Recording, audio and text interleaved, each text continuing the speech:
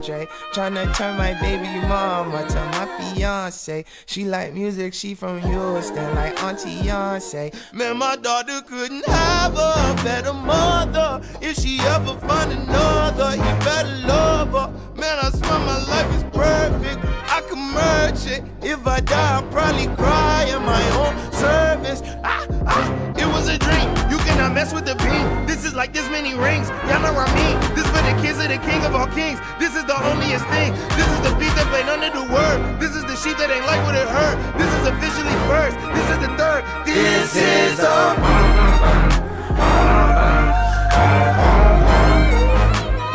This is all we got. So we might as well give it all we got. This is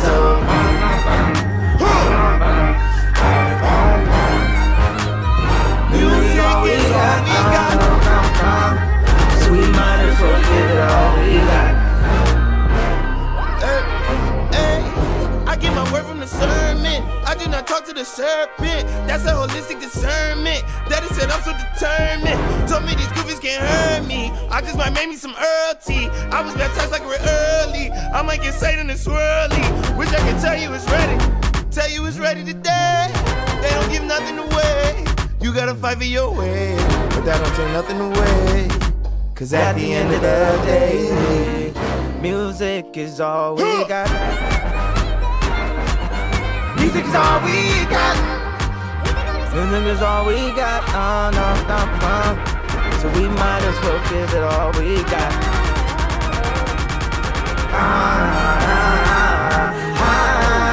Music is all we got.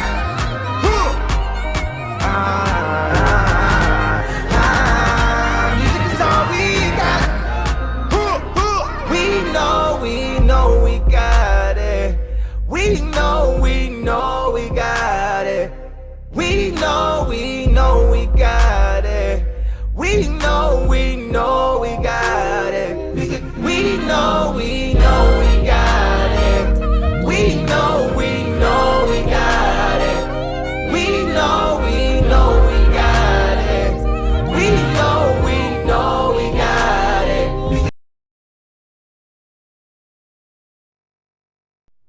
Did our thing with the rollies, now we just going to the flavor on petty gas. Go to the old videos though with the rubber bands on our sleeve. Put the aside, still running around with some wild. Top out foreigns with the fire.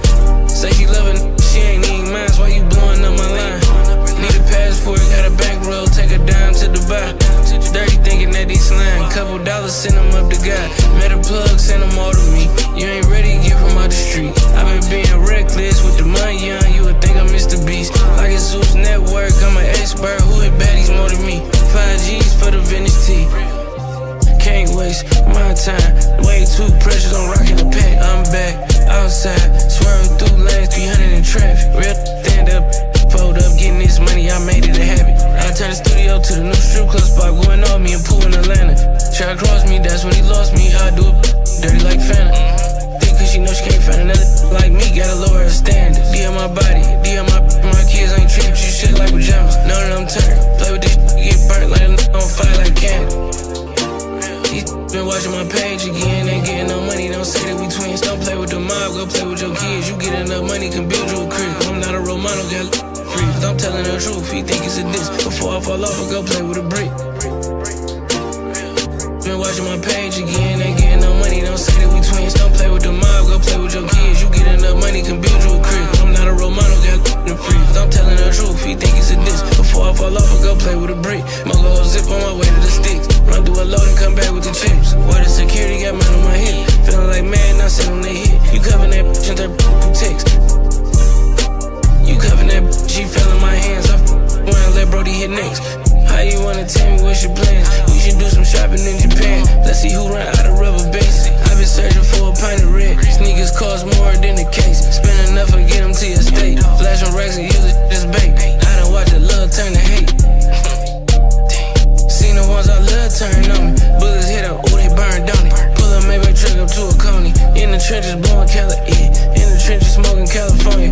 When you hit the top, the shit get long. When you hit the top, the body fall. Been watching my page again, ain't getting no money, don't say that we twins. Don't play with the mob.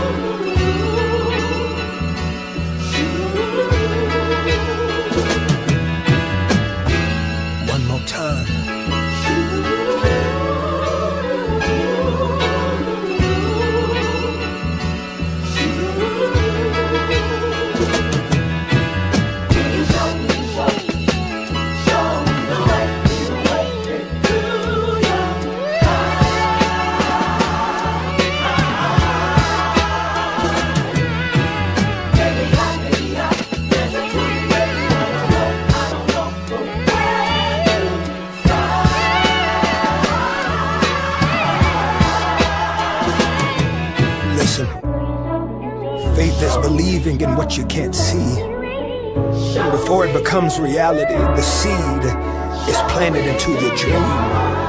And without faith, it is impossible to believe.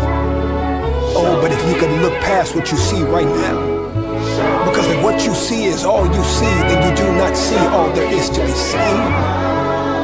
You gotta believe. Remember what you sow, you soon shall reap. You can move mountains with just a mustard seed. A mustard seed of faith can conquer your enemies, turn the smallest dream into seismic realities. So wake up each day with a smile on your face, and don't let nothing take your faith away. Mustard, get up! I was dreaming of the past. It's levels, it's layers, so pray for the players. We hollowed the walls, I'm back at bodegas. I got plenty, it's so many, yeah. They say gimme, he got plenty, yeah. Bruh, you ain't flexing, you cramping. My weight keeping on the bikes like ambling. Weight loss, rent loss, scrambling. Now pass the champagne to the champion. My niggas get money, get money, get money. Like yay sampling. Gun stutter, make the drum line like grambling. MGM gambling, blew a small mansion. Annoyed cause this calling Lon Von Lanvin. Who you stamping? The niggas just standing, it's not me. They censor and block me. You hollering top 5, I only see top me.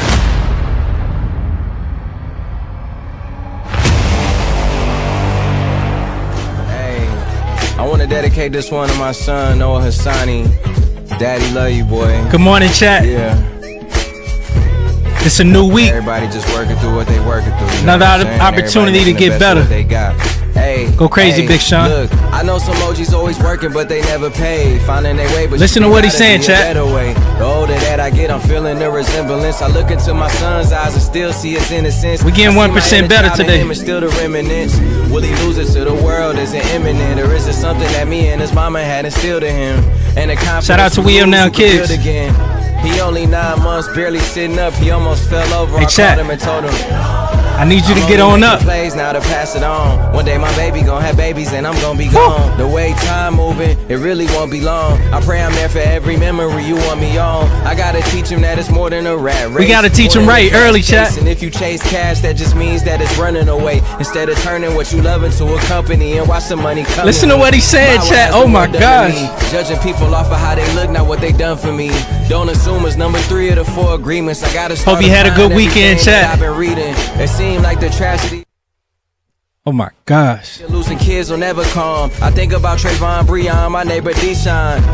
Praying for protection for my family, and Eddie keep his hands on me to fight through this. Go crazy, Big Sean. I lay down trying to figure out the rest. Close my eyes, picture heaven. Come on. This is where I'm at. Get up. Let's go, chat. Now I need you dancing on this one, chat. Come on. Don't matter the age, young or old. Shout out to all the goats out there. The young goats, the OGs. I need you to 2-step on this one, chat. Yes. I love it, chat. I love it. I love it. Listen, it's the We Up Now morning show. The only morning show for gamers. The morning show that you didn't know you needed. I'm excited about today. It's Monday. We got According to Social Media with Mommy Milk Bar. We have a special guest, Byron Cowart. We'll be discussing today's topic, which is, are you willing to wait your turn? But before we get into the show, chat, shout out to all the gamers out there that continue to show love to We Up Now Gaming.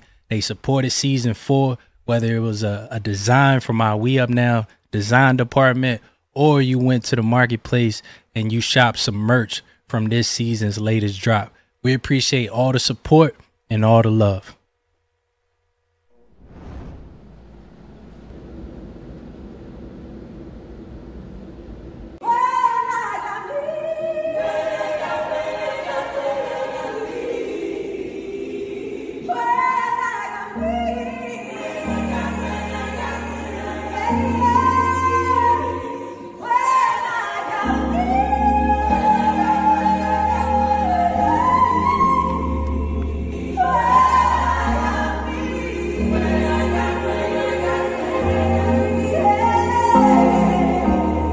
Y'all feel like I got better today?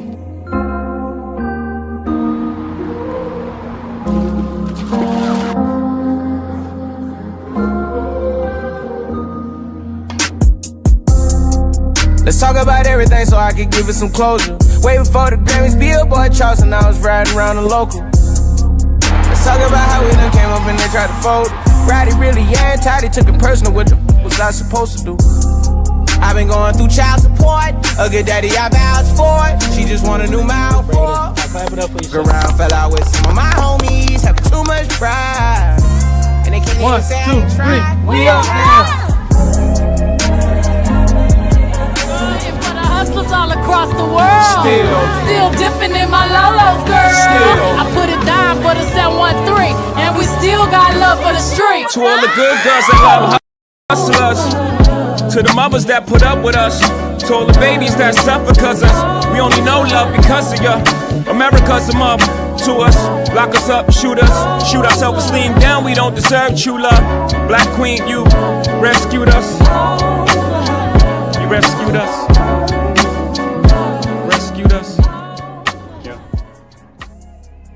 All right, chat. Y'all know what it is. It's Monday, so that means it's my favorite day of the week. We got According to Social Media with Mommy Milk Bar. Let's tap in with her. Good morning, Mommy Milk Bar. How you doing this morning? Good morning. I'm great. How are you? I'm doing good. Cannot complain. It was an amazing weekend. Shout out to content creators Yaya. Shout out to content creator Smooth. Y'all came through, always showing love. We appreciate it. I had a dope weekend. Shout out to you. It was your birthday. We got a chance to celebrate. So an amazing weekend. Definitely one that I'm going to remember. Absolutely. It was a fun weekend. All right, Mommy Milk Bar, so talk to us. What do we have this morning with According to Social Media? Alrighty. According to social media, Tia Mowry, a part 1 or 2 of the Mowry twins, recently opened up about her strained relationship with her twin sister Tamara, as well as her divorce from her ex-husband. Quote, I came into this world with a twin, and right after that, I went into a 22-year relationship, so I have never been alone in my life.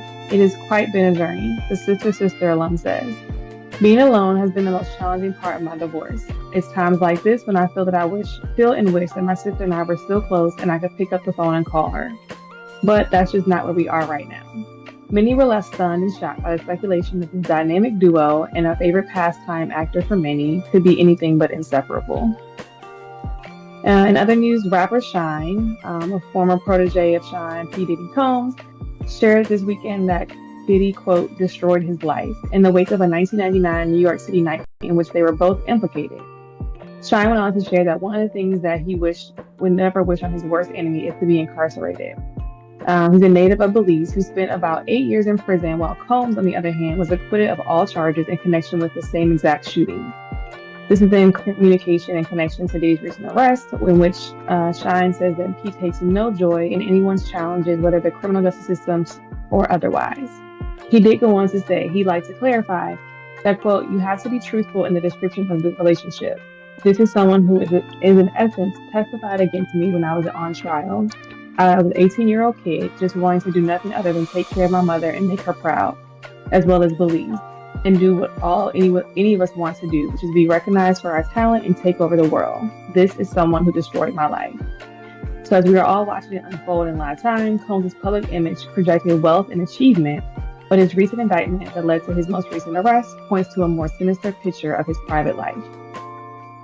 Michael Jordan is making headlines, but this time it's not for sports, it's actually for real estate. So after 12 years on the market, the Chicago Bulls legend's 32,000 square foot home, initially put on the market in 2012 for $29 million, was sold this past week. The final price has not been made public, but many are speculating that he is not going to make any more than half of what he was asking. And speaking of Chicago, although the Chicago Bears lost to the Colts 16-21 yesterday, defensive tackle and WeUpNow gaming community member Byron Cowart was elevated for the second time. This leads us to our question of the day. Are you willing to wait your turn? All right. Are you willing to wait your turn? All right, so Mommy Milk Bar. So for me, growing up as a gamer, I really struggled with the solo story mode video games. I never beat Sonic. I I didn't beat Super Mario. And part of the reason why is because I was the youngest and I had a hard time waiting my turn. When I think about today's question and I think about today's society, that's something that I feel collectively we struggle doing, which is waiting our turn. We live in a microwave society. We want things right now. So when you hear today's question, are you willing to wait your turn? What does that mean for you? This is an interesting question. I think your share out of being the youngest, not being a fan of Sonic and Super Mario is the total opposite experience for me. Um, I'm the youngest and I beat Sonic and Mario, but I also Jeez. think about the ways in which we differ. Um, and I don't know if being an athlete has anything to do with that, like that Mm, competitive nature, but I think it's in me, but it wasn't really on me, like to be an athlete. Um, so I was not that person. I actually preferred to take my L's behind the scenes when nobody else was around to see it. So I I respect was that. okay playing Sonic when there was nobody else around, like my brothers weren't home. So it was easy for me to be like, you know what, you didn't win, but it's okay. So I think that for me was my reason behind Okay. being more open to playing those types of games versus like competitively. All right. So you talk about growing up, being okay with playing the solo missions, the story modes Mhm. by yourself, taking your L's behind the scenes. How did that experience translate to life? I think it's very relevant to where I am today. But even through life, I think there are many moments. I mean, I think anything that's new and uncomfortable, I am okay like taking a stab at it behind the scenes. Like I'm not one that needs spectators. Um, Okay. so I think that for me also probably pushed me away from playing sports competitively. Okay. I think gaming was like my way of like competing, but like competing behind the scenes. Like it doesn't matter who I'm playing with or against. Even when I did play, I guess more of like team driven missions, it was never with anyone that I knew. Like I wasn't connected with somebody that I knew online. Um, so for me, that was easier to take a loss. Like I'm the only one watching, or the person that is watching has no connection to me whatsoever. So that was easier for me. Okay. I think just being like a more private person and not caring to like display that part of myself to the world. I definitely think it translates into today as well. But yeah, Nah, I that's was good with that. I think it was, huh? nah. I was just gonna say that's interesting because I'm just curious to know how close to the games that we liked growing up, the play styles, whether it was solo or multiplayer, like how did that play out in our overall personalities? Because you just talked about it. I love the Hmm. multiplayer, so I also love the lights. I love, you know, Hmm. playing in a team atmosphere, being not just playing in a team environment, but being the guy in the team environment. Like I like to be the one that we were the reason why we won. You know what I'm saying? I Hmm. like that. So I'm just curious to when we talk about gaming and the role that it plays even now as a parent, just thinking about the games that our kids like and kind of how it translates to their personality in real life. I feel like that makes me think of like being independent. So Mm-hmm. Yep. I think for me being the youngest and being the only girl, there was this like drive to not blend in, which people might think is like weird, like you're the only girl. Like how would that even be possible? Like I still have the same expectations put on me that like you're gonna play sports because you have the height. And your brother's gonna play sports, so they're athletes. So like it's just naturally in you. And I was like, that's just not me. So I took my competition to the books, so like won't nobody seeing me in school. Ooh. Um, Okay. Talk that talk. um, yeah, I think that's where my competition was. But I think also it like the gaming was. I mean, I think being able to still be that person, like knowing that sports or being a competitor in that nature wasn't my thing, but it was also I enjoy the pastime of like kind of like dibbling dabbling into like what other people were talking about. Like I didn't want to be left out in school. Like I didn't know what Sonic or Super Mario was, but there was no one that was gonna know I was at home after I finished my homework playing those games. Right. Um, So so I still you had to was a like be in the gamer on a know. low. Oh yeah, for sure. Like I don't even think I think I don't yeah, I don't remember even having like a gaming system in my own room ever. Like when I got like a handheld game, yes, but like a Sega Genesis or Nintendo, that was like always my brother's room, and I would just go in there to play. And it's usually when they weren't home. It wasn't like, oh, let me play with you. Or if I was playing, it was probably on a remote or a controller. It wasn't even plugged in. Yeah, you was Um, really gaming on the low. yeah, so I think that for me was just a way to like, still be in the know and like know what was going on, but it was kind of like my little sabbatical where I would go to just kind of like be me. And I mean, I knew I was never like competing to say like I'm better than anybody else. It was more so like me versus the game. Yeah. Um, so yeah, that way if like there was a time that I didn't do well, it was like nobody else is knowing this but me. So Yeah.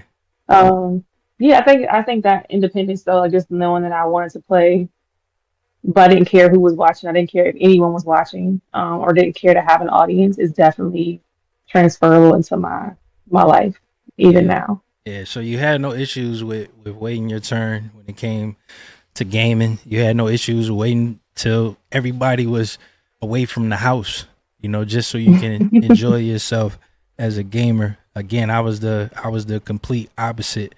hmm And later on we're gonna have a conversation with Byron Cowart, who actually inspired today's topic. He has a hell of a story that I can't wait to have him on the platform and talk to him about. But when you look at your life and you look at your own personal journey, how has waiting played a role? I think waiting has elevated my faith. Mm. Yeah, it's probably the biggest thing. Elevated my faith. It's made me more grateful for the things that I do have when they're given to me. Um, it's also, I think, allowed me to realize that as much as I or we like to think we're in control, we're not. So I think those reminders, those like subtle reminders, I can appreciate that. So yeah, I think having to wait is a testament of like your faith. It's also a testament of the greater that things that we want for ourselves, there's always so much greater in store. So it's like the whole analogy of right, like two doors shut, like one door opens. Yeah. But that one door opening could be so much greater than what was behind the other two doors. So yeah, I think waiting, I think it's what you focus on in that waiting period that can be just as fruitful as the outcome of the wait. Bars. The words that I wrote down in regards to waiting is I've learned to be intentional.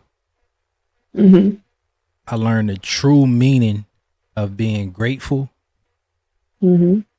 I have grown in my faith, and I have become more skillful.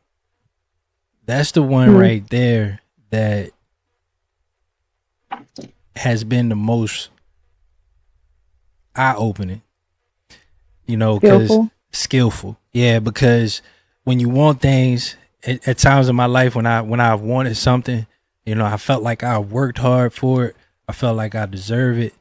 And God is still telling me to wait, and I really can't understand why. I feel like I'm ready.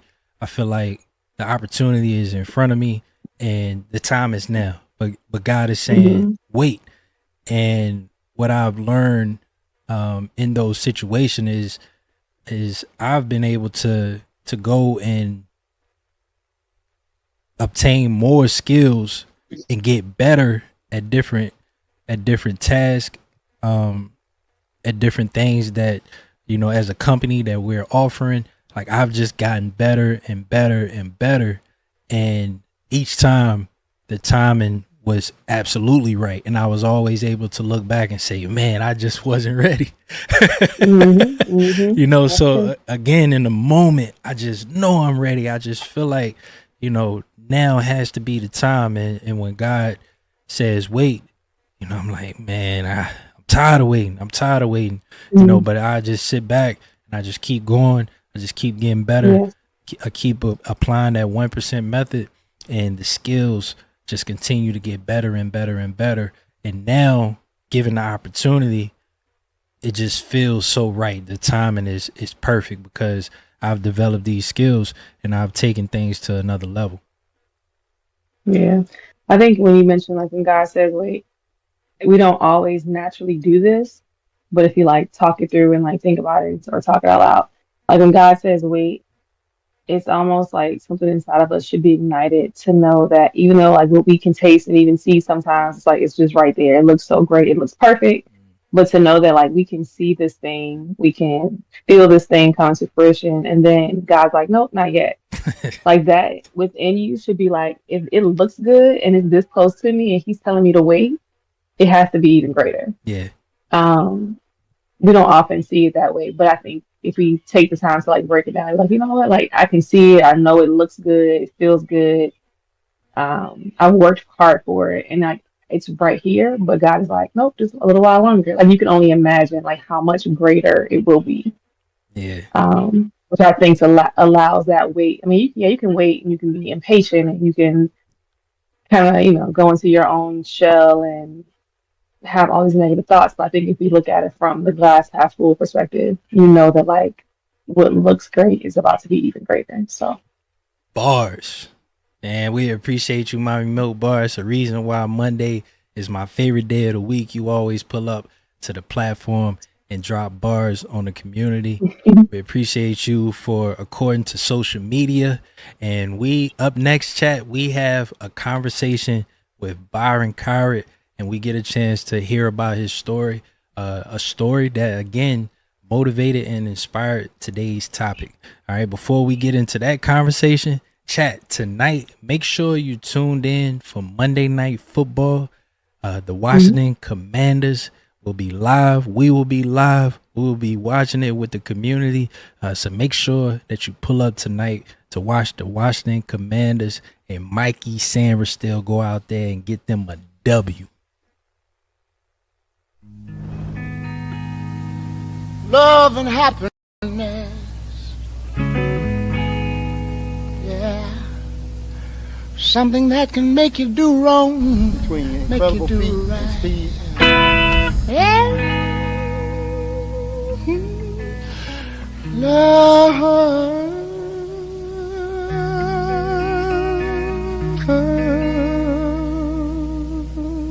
I enjoy this. Enjoy working on this because this is gonna dominate y'all. Good. Love and happiness. Get up. Hold it. Go through that. Wait a minute. Something's going wrong. Good now. Someone is right there. Good. Get that in. 3 o'clock in the morning. From after the break is a race to the ball. Talking about now go with him. Good. How she can make it right. That was I was tired. Happiness is when. My problem is I expect them to know what I'm doing while I'm playing. Oh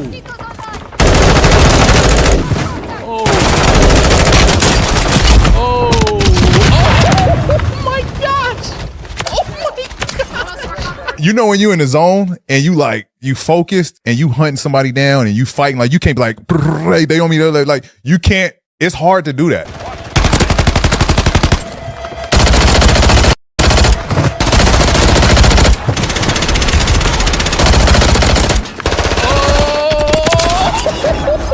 It's like playing a basketball game. No, it's not. It's not, because it's so hectic. Like, say you kill somebody and then someone else run into the door and you focusing on that and then you down him and then now you trying to run. It's too much to be like trying to fight them and communicate to them.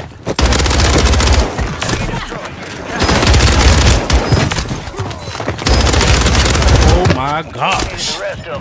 Jeez. This is what I would do. It's people here, like on me. And then after I say that, I expect everyone to be there. Drop everything you're doing. I need help. Like the Avengers. Like you just want everybody to just pull up. Yeah, like I can only hold them for so long. I got a team on me. I need help.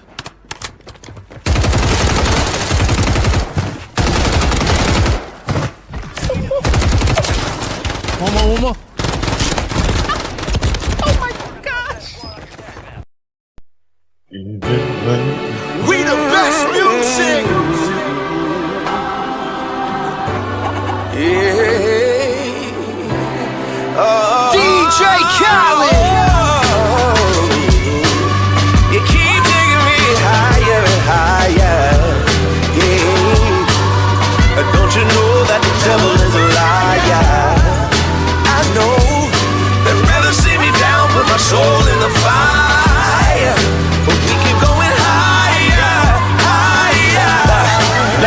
My granny 88, she had my uncle in there.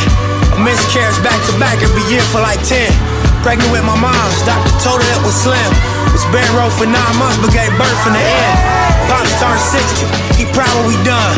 In one generation, he came from Africa young. He said he met my mom's at the Century Club. Los Angeles love, kinda like Hustle and Bud. Money turned 10, Cross turned 2. Starting to see this life from a bird's view. We the ones that made millions off the curve. Fool in this rap 10, never made nerd moves. Hey, whoa. You keep taking me higher and higher. Yeah. But don't you know that the devil is a liar?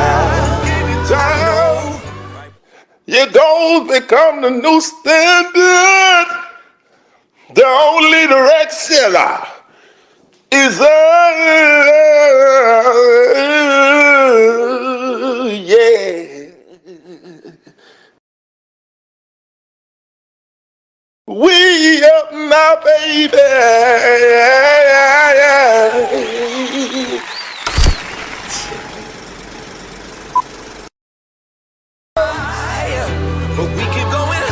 Hey, what'd he say, chat?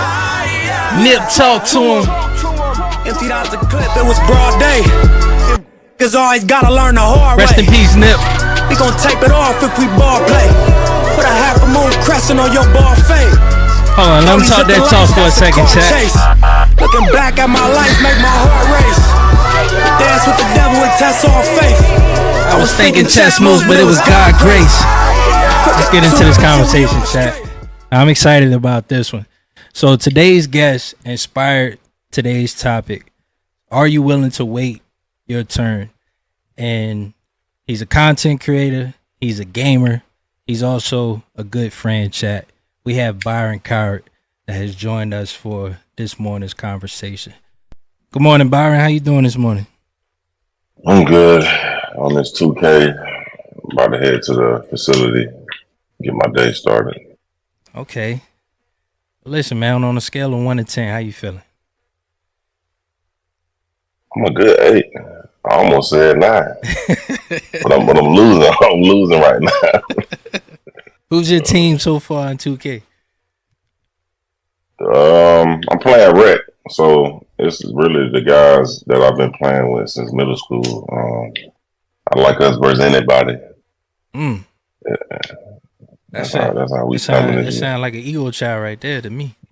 Man, if you got 2K and you want 2K and you think you could do it, just send me the invite, Black Gremlin.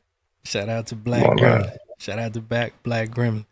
All right, go. So the conversation that I wanted to have with you this morning, it requires me to give you not only a proper introduction, but also give people insight into your story.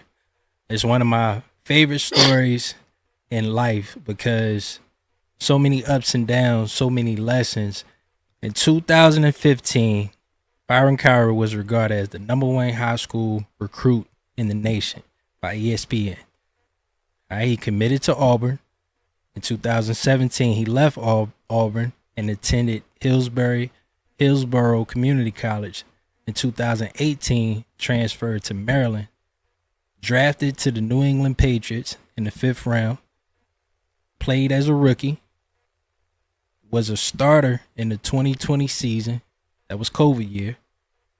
In 2021, had a rare injury and was placed on the physically unable to perform list. In 2022, waived by the Patriots. 2022, claimed by the Colts. 2023, signed with the Kansas City Chiefs. Also in 2023, released by the Chiefs. Also in 2023, signed with the Dolphins practice squad. Finished the season on the practice squad. In 2024, signed with the Chicago Bears. Released by the Bears. And also in 2024, re-signed to the practice squad on the Bears. Now, fast forward to today, you have been elevated twice. Yep. First, Byron, talk to us about the significance of being elevated. So the significance of being elevated, I mean, first is the opportunity to play and get a credit season. Once you hit 3 games, you get your credit season, and that's very important because that's where you get your pension and your 401k and all that stuff. But the second thing is just getting the opportunity to just play. You know what I'm saying? And it lets you know that your team believes in you and they're willing to give you an opportunity to go out there and do that. So, I mean, yeah. Now it was important for me to share your story because, you know, for a lot of people, where it starts for you is #1 player in the nation. Everybody knows Byron Cowart. ESPN, he's one of the original content creators, going viral, and you go to Auburn. Talk to us about that period of time, and what decision, what was going on in your life to make you decide to go to Auburn?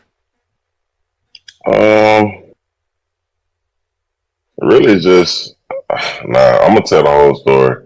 So we were supposed to go to Florida, me being from Florida, but yeah, they lost to LSU. Muschamp, them got fired. If I knew how I go, if I knew now if I knew then what I know now, I would have tried to talk to the athletic director for Florida and let the man know, like, hey, don't fire Muschamp, because I had the whole, I'll say I probably had the whole top 20 to top 30 players coming with me to Florida. But not knowing, you know, and building a relationship with Will Muschamp, when he took the job at Auburn, I was like, well, that's my coach, you know what I'm saying? So that's how that happened, you know. I never knew anything about Auburn, to be honest, but, you know, I was willing to ride with my coach because he was a hell of a coach, still is a hell of a coach. Shout out to them boys there. I believe they over there at Georgia, you know, winning national championship. So shout out to Will Muschamp and them. But yeah, that's how that happened. Me going to Auburn. Okay, so you go to Auburn, and then you decide to leave Auburn. You were at a period in your life where you needed to continue your education in order to stay eligible. So you chose to attend Hillsborough Community College.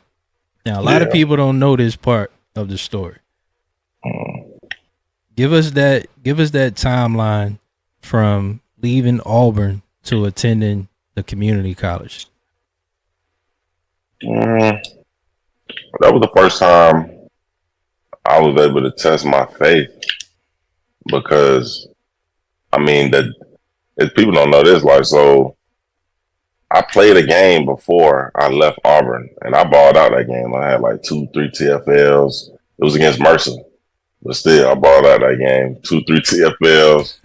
And my coach was like, man, you starting to hit that curve, just, you know, just thug it out. And I was just, I don't know, I was like, I'm going to just bet on myself and just pray about it. God was telling me to leave, you know what I'm saying, and trust him, really. So I packed up my car and I drove from Auburn to Tampa in my Tahoe. And that was tough, because you're going back home.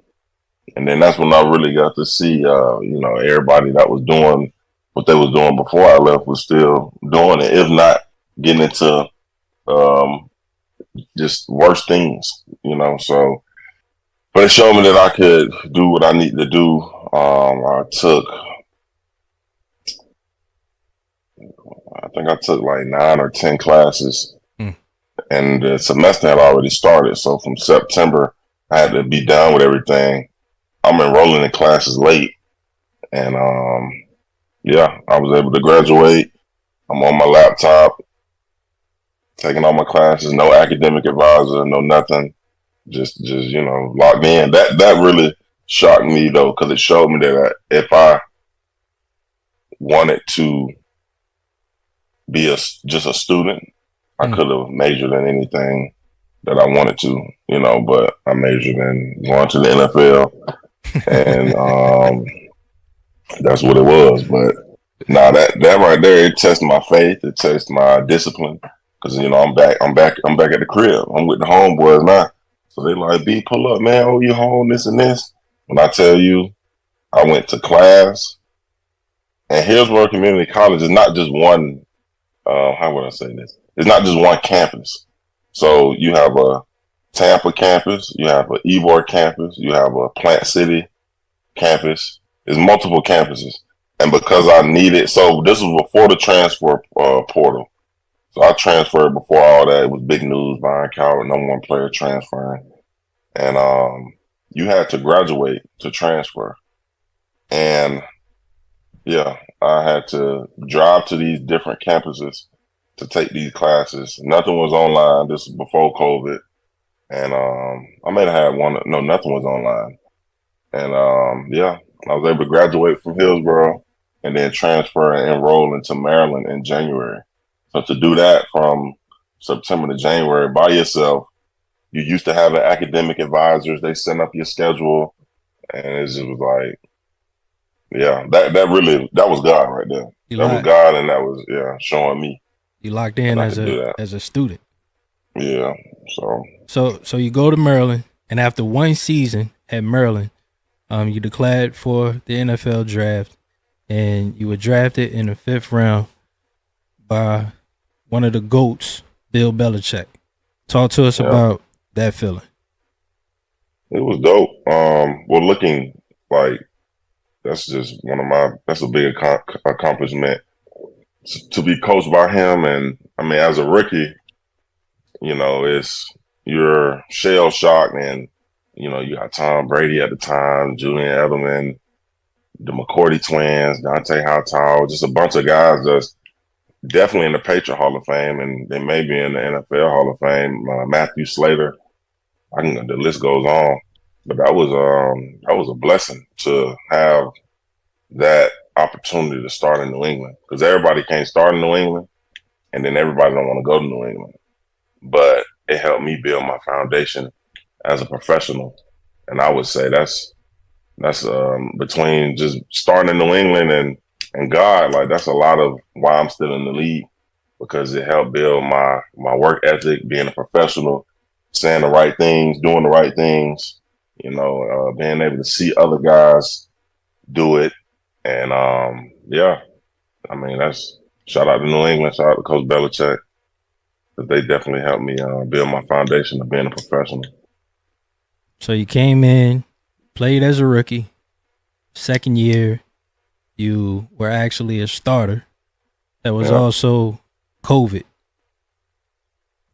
So COVID was different for everyone. For us, we were welcoming a child. For you were in the NFL. It was a very, very unique time period. But it was obviously a lot of positive going on, because you were starting in the NFL. So talk to us about that experience. The whole world is stopping, but you were a starter in the NFL with your dreams coming true. And I felt like I couldn't catch a break at first, because I'm like, okay, I didn't win nothing in college. My college career didn't go how I would have liked it to go. Being #1 player, I'm thinking I'm going to take the Jadeveon Clowney route. I'm, first and gone. But, it was still a blessing for me to go 5th round with the film that I had. So, yeah, I get the opportunity to start because, one of our guys go down at D tackle. And it was like, B, you think you could play D tackle, nose guard? And I'm like, I'll play anything to get on that field. So they gave me the opportunity. I'm going against Super Bowl champ, Pro Bowl, David Andrews, getting some good reps. Shaq Mason, Marcus Cannon. I think Trent Brown was on that offensive line. And they're, them guys. In New England, either you going to barbecue or mildew. Like, we call it Texas drill, because we couldn't call it Oklahoma drill, but 9-on-7, like we grinding and we getting after it. Like first day of pass, we in the red zone, like that's what it was. And so knowing that I was going against that Super Bowl offensive line and just those great guys, and winning some reps and taking on one of the hardest double teams in the NFL, like just doing all of that, like the preparation and the hard work, it just gave me my confidence. And I feel like, I mean, if you could play for Bill Belichick, you can play for anybody because he's not gonna just put you out there on that field. And so, we went out there, and I played against some guys that year, like that's when the league was transitioning. So they were still running power and coming downhill, and you got your 350, 360, 6'8", offensive linemen. So, but it was a blessing for sure. It was a weird season that year, but it was definitely a blessing. So, the next year, you have a rare ailment, I guess I would call it, that actually placed you on the physically unable to perform list. So you haven't really talked about this publicly. So it's your decision on how much you want to disclose, but talk to us about that time period. Man, I was cooking, man. Like, you talking about dropping 30 or 50 on Call of Duty, and you got that teammate that's just, don't understand what's going on and can't carry you to your 50 ball. That's how I felt, coming off a season where I was starting, second year, still learning, but I mean, it was promising for sure. And I was learning the system. I was getting in my groove. I was, warming up to Boston, warming up to just the coaching and the culture in New England. And I was training all season, trying to do everything I needed to do to be ready for that next season.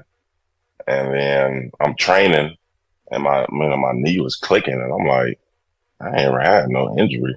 And when I went to the combine, they was like, "Did you even play football, brother? Because you didn't have it. I didn't have anything. Like, knock on wood and shout out to God." But my knee was clicking. I was pushing sleds, and I'm telling them like something in my knee, and they drain it. They see the fluid, and it was showing that something was in the knee. It was called PVNS. It's like over pigmentation or something in the knee, and just some non-cancerous tumors that they had to go in and take out. And I'm asking them, ain't nothing worse than asking the doctor what's the reason, what was the cause? Because I'm looking for something to say, well, if I stopped doing this, or if I wouldn't have did this. But he was like, look, you're probably the second guy to ever have this in the NFL. Wow. And it's just one of those things that we don't even know, what's the reason? So, yeah, I mean, what can you say? It's not like getting the ACL or something. Not that I would have wanted that, but it's not like getting something like an injury like that where you could be like, okay, boom, this happened, recover from this, you'll be straight. This was something just growing in my body just for whatever reason. So dealing with that was tough mentally because it was like I said, like I was cooking. I'm like, I'm so prepared and ready to go into this next season. And then now I got to just adjust and adapt now. Coming off of COVID, they were still being weird with who can come in the building and stuff. And, that was a weird, because that's why I was on that. I know you're going to go to the next point, but just me being on PUP, that was a whole weird thing. But yeah. All right, so let me do a quick recap. All right, so number one player in the nation. Yeah.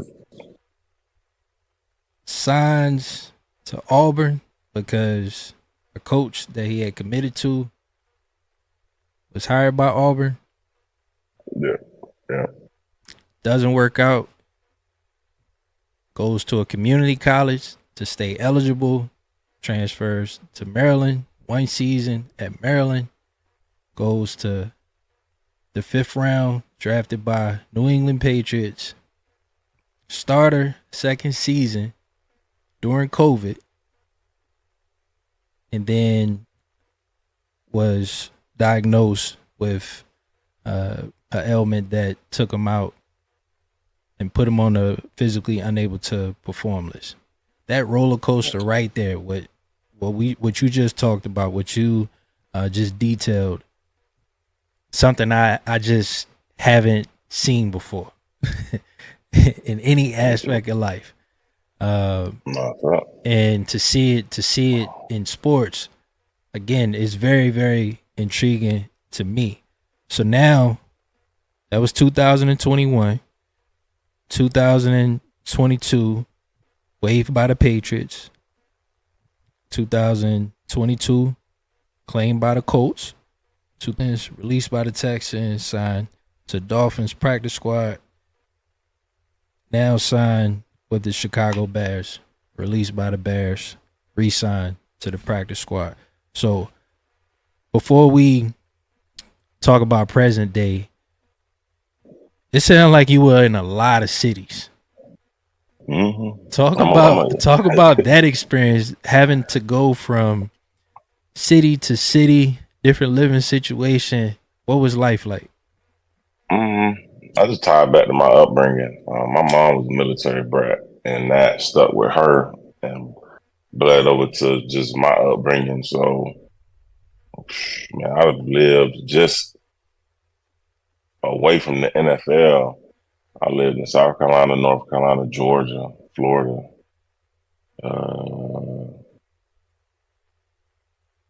I'm missing one. But yeah, South Carolina, North Carolina, Georgia, Florida. And then you bring the NFL or just bring football into my life. Then you got Alabama, you got Maryland, and then New England, Kansas, Chicago, Indianapolis.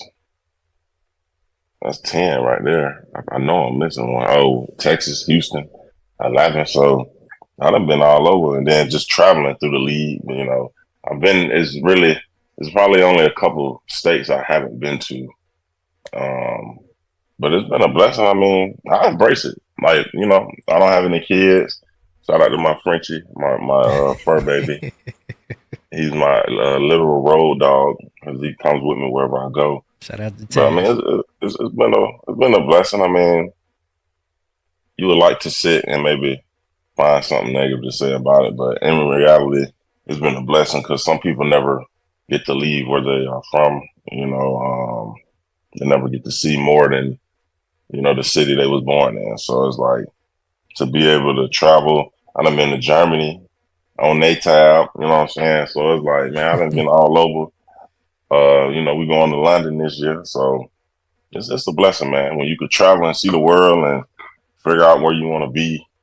I mean, on someone else's tab too. You know what I'm saying? Why not? So that's one thing I love about sports is we really get a chance to travel as athletes. You know, seeing the world, eating different food, experiencing different cultures. It's one of my favorite things about sports. All right, so now fast forward 2024, you're in Chicago. And again, chat, today's topic is, are you willing to wait your turn? And you inspired today's topic because yesterday he was elevated for the second time. And a third time of being elevated, you know, would mean significant things to you, to your playing career. But for me, when I looked at it again as a spectator, I just remember that starting point. I remember the story. I remember the journey, all the ups and downs, all of the different challenges, all of the, you know, nights where you were upset, you know, all of the long conversations, you know, all of the positivity that you have shown this community, to me, and to get to the point where you have an opportunity to go out there on that football field and play one more time like that, it just felt good for me. So talk to us about that experience and how does it feel? Again, it's been a long journey. Man, it feels good. I'm able to like really. It's crazy because like I try to help the younger guys that are around me embrace the moment. Like being able to be just in that environment is a blessing. Like, and I'm getting best of both worlds now. When I look at it, like week 1, I was elevated. Week 2, I was upset a little bit because I wasn't elevated. But I was able to go see my family. I went to Ohio. Like it's forcing me to find ways. It's forcing me to figure out how to not live in my discomfort, if that makes sense. Mm-hmm. Or when things don't go how I would want it to go. And then this week being elevated as a whole, it's forcing me to live in the moment and cherish the moment. And, you know, I'm running out the tunnel and I'm looking around. Like I'm really just embracing everything and trying to like my sight, my feel, my smell, like really like live in the moment. And I played 2 plays last game. And I'm, you know, still cheering my guys on and come on, keep your head, like doing all that. And it's genuine. And I'm not, before I would have been upset, like, bro, why I ain't playing?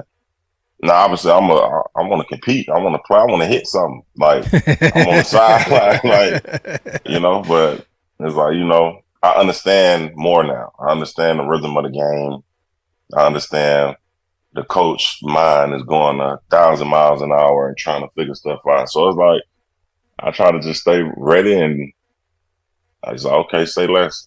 Wednesday practice, I'm gonna hit something. You know what I'm saying? Like it just makes me go harder and practice harder, and that way when I do get in the game, I can enjoy being here. I'm not worried about what's the plays and this scheme and this and this. Like it's just the whole situation is like teaching me how to do the things that I need to do during the week.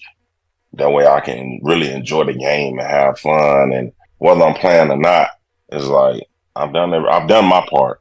Whatever happens after that, whether I play or not, man, I'm just blessed to be here and I want to contribute any way I can, whether it's giving water, whether it's motivation or I seen this right here on this get off, hey, run this game, like whether it's out there and I'm turning up and I'm making plays. Like that's what this whole journey has taught me, and you know, I'm just embracing it, taking it one day at a time, and just I'm 28 years old, man. I'm still young. I'm vested. I know the game. I know what's expected of me, and I know my personal goals and where I want to be and stuff. So at this point, it's still just being patient and understanding I'm on God's time. So that's where I'm at with it. Love that. I love that. So I see you have a controller right there in front of you. So you are a gamer. Talk to us about your favorite games right now that you're playing. Right now I'm on the 2K vibes. 2K. Oh, and NCAA. Y'all can get that smoke too. I just put 50. Like they got me playing on the PlayStation at work. I don't even play on PlayStation, but I'm thinking about getting a PlayStation now. But yeah, I'm on 2K and NCAA right now. And I gotta And what role has gaming not only played in your upbringing but also in your journey? Gaming has played a significant role for me because it allows me to I like to compete. I like to win. I like to do all that. So when I can't, like literally last night, I have to be better with not bringing my work home. But last night, you know, we lost, and I don't know. I still wanted to compete. I still wanted to do something. You know what I'm saying? Can have so I hopped on the game and shout out to my lady. She cooked for me. Had some red beans and rice, original red beans and rice, homemade, and cornbread here for me. And I was appreciative of that, and I hopped on the game, and then time got away from me a little bit, and I got to be better with that because it's like, even though that's still in me, and I want to compete, and like sometimes people think you just hop on the game because you just love gaming, but for me, it's an outlet because it's like, if I like when I how can I put it? It's just dominating. Like I want to dominate something. And being the fact that I didn't get to play or whatever, it's like, well, we went 5-0 last night on 2K. And it's like, okay, that filled it a little bit, but it wasn't the physical side of it. But you still can mentally, when my guy quits because he's 0-15 and I got 25 rebounds, it's like, all right, that's cool. Or I'll get on NCAA and go crazy. And I know y'all be seeing the memes where, like, if your favorite team lose and you get on the game and you drop 100 points, I'll do that versus somebody. You know what I'm saying? putting the invitation out there. Cam Newton, somebody y'all want to pull up. You know what I'm saying? I'm the Bill Belichick, of the NCAA right now. So. 100 points is crazy. Now we gotta set up that matchup. Cam, you hear it here first. We gotta set up that matchup. I know Cam has been a huge inspiration to your life. So we're gonna hear more about Byron Cowart's story, man. I'm glad you're at the point now where you're open to sharing the details because I do believe it's the type of story that's designed to motivate and inspire individuals in all different walks of life. Being at the top of the hill, going through some adversity, going through some setbacks, and just waiting your turn.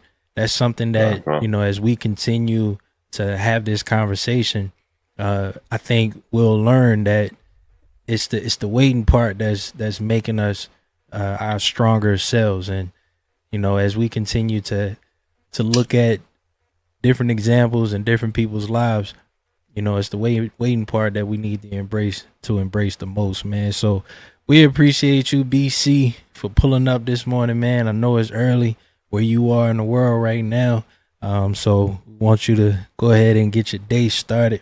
Go ahead and send us to our break, man. Give us a song to play. If I had to give y'all a song to play, it'll probably be. Give us that regain song for today. The song the chat needs to listen to when they need to take a deep breath and go outside and just regain for the day. I need to go outside and regain for the day.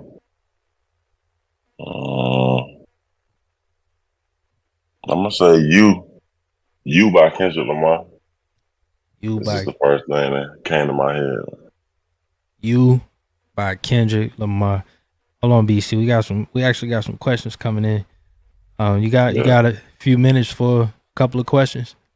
Yeah, I got some. All right.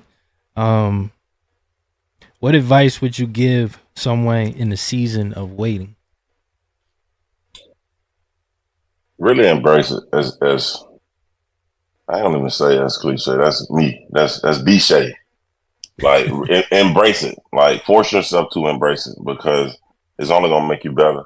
Because if you complain about your situation, I get this from Fox. And it's like, okay, you have your people in your circle that are there for you, and they'll hear you out, and they'll listen to you. Really, if we're being honest, complain about your situation, but it's like, have you taken the time to really look around? Like, it done got to the point where I'm touching my body, like, okay, hands good, my mind good, I'm breathing, my breath good, like everything, like I'm alive. Okay. I can think on my own, you know what I'm saying? I'm making my own decisions. Like, have you took the time to really appreciate and thank God for even being where you are? Whether it's, like I said, on practice squad or whatever, it's like, I'm alive, bro. You got an opportunity to do whatever you want in this world. Amen. So anybody that's in the waiting season, I mean, just wait and pray and ask them, okay, while I'm in this season, like, what am I supposed to be learning right now? Because if you don't learn it now, you're just gonna keep, you know what I'm saying, you'll have your ups and waiting seasons. I don't even think they're downs. It's just you're gonna have your ups where everything going and you hitting all cylinders, and then he's gonna sit you down and be like, all right, you never learned this, so I need you to learn this to go to the next level. So just embracing and try to figure out, well, what is the lesson? You know, what needs to be learned in my waiting season. And in your waiting season. the next question is, do you apply these principles to all aspects of your life? Do I apply these principles to all aspects of my life? I feel like I do. At least I'm aware of trying to, for sure. Because when I talk to my therapist and I tell her, like, from my relationship standpoint, trying to do this, I'm aware of this. How can I not do this or do that? Like, yeah, no, I apply it in every, religion, trying to be consistent in that. Because that, I lead everything. Everything starts with that. My relationship with God. So even when I'm driving, like, my lady will tell you, man, I'm still working on it. Like, somebody will do something and I'll say something and I'll just be like, B, I gotta stop, cussing, or I don't know what those people going through. Let me just get to where I need to be in one piece. But I try to I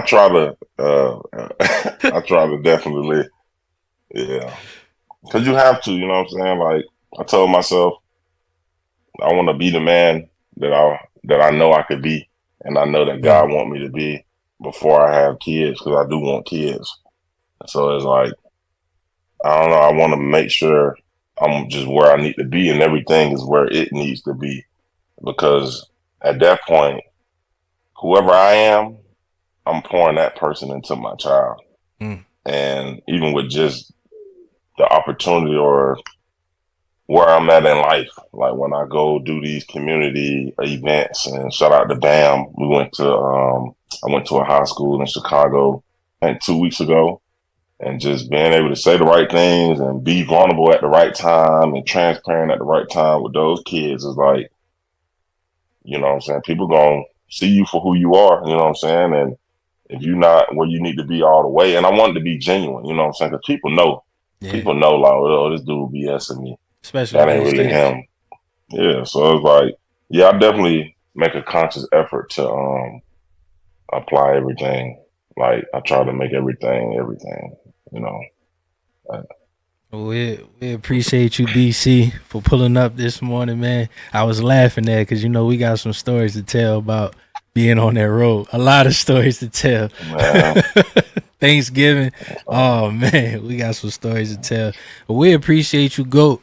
We're going to continue to watch your story. We're going to continue to learn from your life. Just keep going, man. Keep going. Just seeing the development, seeing the growth. Like I said, I can't wait to share my side of the story, because, man, we done had some special nights, and to see where you are today, being present, being able to talk about these things, being vulnerable. Like I said, it was a time period you wouldn't discuss these things. So, man, I really do appreciate you. Continue to keep going, GOAT. Like I said, man, you one of the original content creators. Can't wait to see some more content coming from your page. Man. And look, I gotta come back to Chicago. I missed you last time we were in Chicago. I gotta come back to Chicago. We got some restaurants that we gotta hit up. I got a cheeseburger out there, man. Best cheeseburger I ever had in my life. Send me the location, man. My lady might go today, because we have a half day today, so we may pull up. It depends on how far it is. We don't got nothing to do.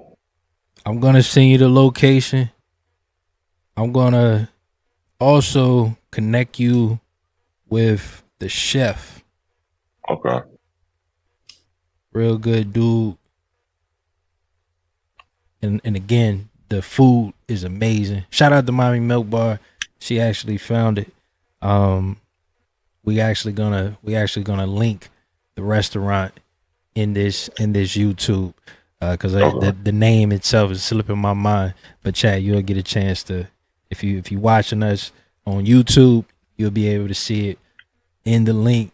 Best cheeseburger I ever had in my life in Chicago. Again, shout out to Mommy Milk Bar for finding that spot. All right, GOAT, and we appreciate you. Chat, we appreciate you for pulling up this morning. That's gonna do it for today's show. Y'all know the vibes.